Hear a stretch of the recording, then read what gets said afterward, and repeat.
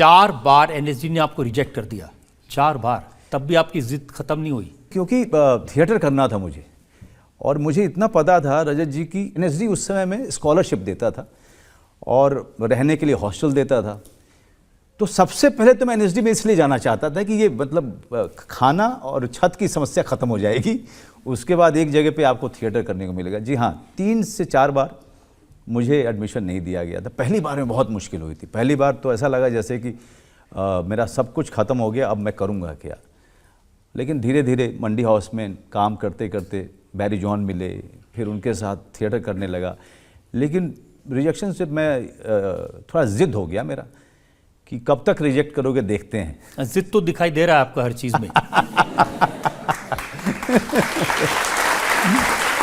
शेखर कपूर ने आपको रोल दिया डाकू का बैंडिट क्वीन में, लेकिन आपको नहीं लगा कि मेरी एक्टिंग चली नहीं, किसी ने नोटिस नहीं किया? उस समय ऐसा था कि अगर आप डायलॉग नहीं बोल रहे हैं, इसका मतलब इससे अच्छा है कि आप कैमरे के बाहर रहिए। उस समय साइलेंट रोल्स और साइलेंट परफॉर्मेंस की उतनी ज़्यादा कदर नहीं होती थी। और अगर आप देखिए तो मैं दूसरा हीरो था बैंडिट क्वीन में, लेकिन जो पहला वाला हीरो था निर्मल पांडे, उसको तो ऐसी सफलता मिल गई कि मतलब सारे प्रोड्यूसर डायरेक्टर्स बॉम्बे में उसके पीछे पीछे। और जिसने दूसरा वाला रोल जो किया था, मान सिंह का मैंने किया था, बड़ी कमाल की भूमिका भी थी और मुझे लगा कि मैंने बहुत कमाल किया। लेकिन 5 साल बीत गए, एक देनदारा नहीं मिला मुझे उस रोल को करने के बाद, ना किसी ने एक शब्द मेरे बारे में लिखा। और उस फिल्म के बाकी जितने कैरेक्टर थे सबको कहीं ना कहीं फिल्मों में काम सबको मिला। सौरभ शुक्ला, गजराज, फिर ऐड फिल्मों में चला गया। जितेंद्र शास्त्री थे, निर्मल पांडे, सीमा विश्वास, सब कहीं ना कहीं बिजी होते चले गए थे। मेरे पास काम बिल्कुल नहीं था। तो भी जिद नहीं छोड़ी? अब एक चीज़ है कि जब पॉकेट में पैसा नहीं हो और पेट में खाना नहीं हो तो खोने के लिए कुछ नहीं रहता है, पाने के लिए आसमान ही रहता है। तो ये चीज़ मेरे दिमाग में थी। ये आपकी बात सही है। महेश भट्ट ने आपको स्वाभिमान में काम दिया जी, उसका भी कोई फायदा नहीं हुआ? उसका फ़ायदा सबसे बड़ा हुआ कि मुझे महेश भट्ट मिले।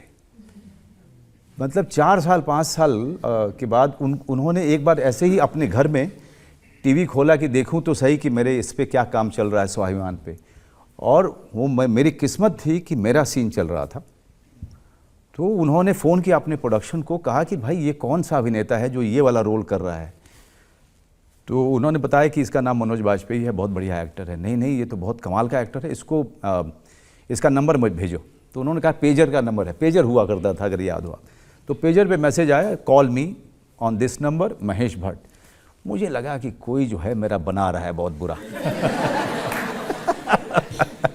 अब क्या बना रहा है आप लोग समझ ही चुके हैं।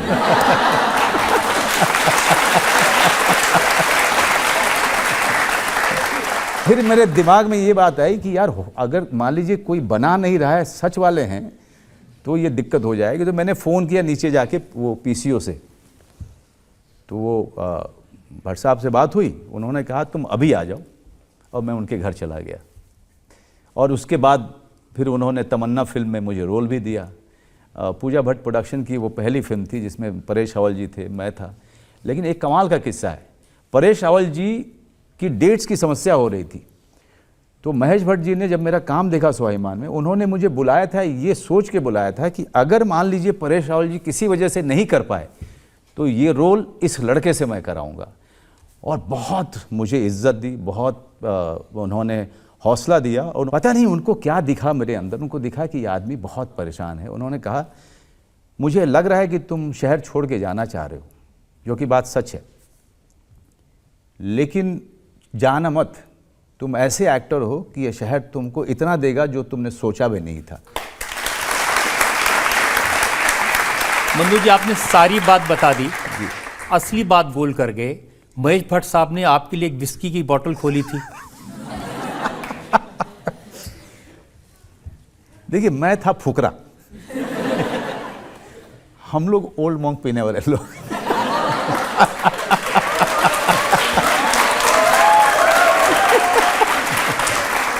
और वो भी मिलिट्री कैंटीन से किसी किसी को सस्ती मिलती हाँ, सस्ती वहाँ मिलती थी, तो वहाँ से हम लोग जुगाड़ करते थे।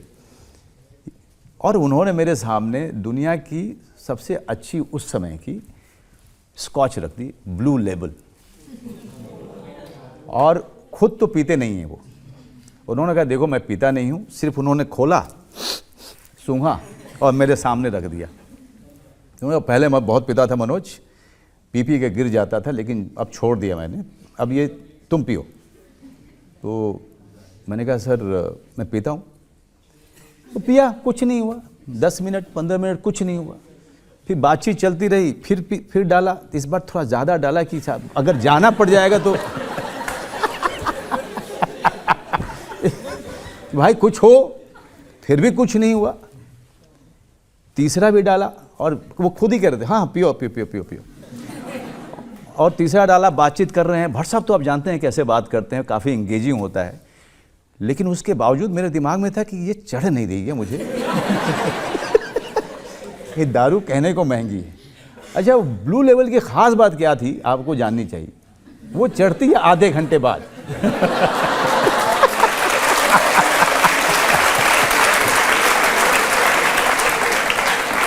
तब तक मैं 4 पी चुका था और मुझे पता ही नहीं था कि ये आधे घंटे के बाद चढ़ने वाली दारू है। जब वो चढ़ी, उसके बाद सबसे पहला ये हुआ कि महेश भट्ट जी मुझे दिखने बंद हो गए।